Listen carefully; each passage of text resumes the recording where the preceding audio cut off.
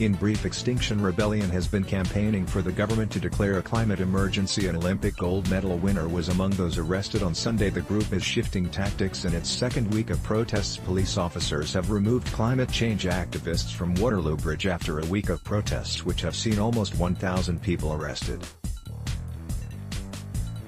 Members of Extinction Rebellion have occupied the bridge for several days as part of its tactics of disruption, which have included fixing a boat at the junction of Oxford Street and Regent Street, occupying Waterloo Bridge and disrupting the Docklands Light Railway by climbing on a train. But officers managed to remove the final activists on Sunday evening, some of whom were chained to each other and glued to the floor or other protesters in an effort to remain there.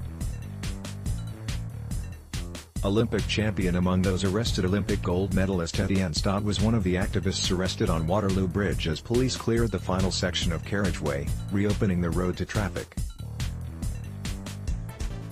The London 2012 canoe slalom champion was carried from the bridge by 4 officers at around 8:30 p.m. as he shouted of the ecological crisis.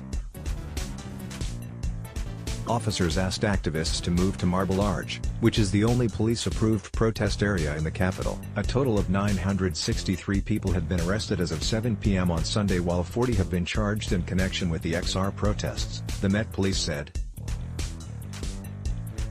Extinction Rebellion demonstrators on Waterloo Bridge in London on Sunday, April 21st. Picture: Press Association. Disruption tactics will be paused. This comes as the group decided to change tactics in its second week of protests, shifting from disruption to political negotiations.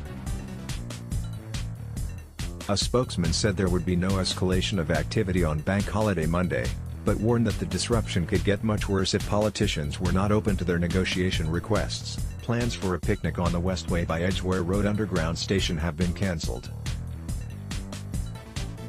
But at Marble Arch, activists will meet to vision what's going to happen in the coming week, an Extinction Rebellion member said. Teenage activist speaks. 16-year-old Swedish climate activist Greta Thunberg addresses the Extinction Rebellion demonstrators at Marble Arch in London. Picture: Press Association. Swedish activist Greta Thunberg, 16, spoke at the Marble Arch rally on Sunday to much applause, telling the 100-strong crowd that humanity was at a crossroads. She is famous for having initiated the school strike for climate movement, which spread across the world, and has been nominated for the Nobel Peace Prize. The world was now facing an existential crisis that has been ignored for decades by those in power, and they will not get away with it for any longer, she said.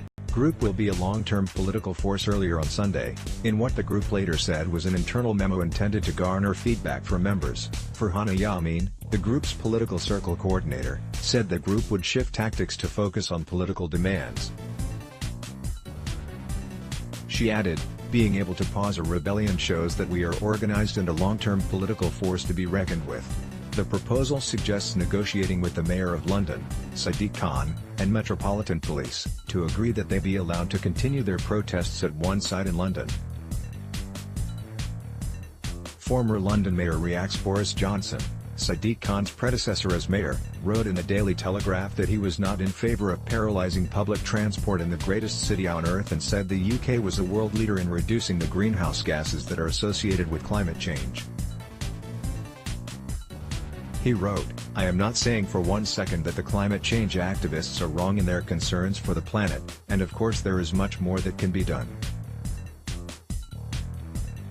But the UK is by no means the prime culprit, and may I respectfully suggest to the Extinction Rebellion crew that next Earth Day they look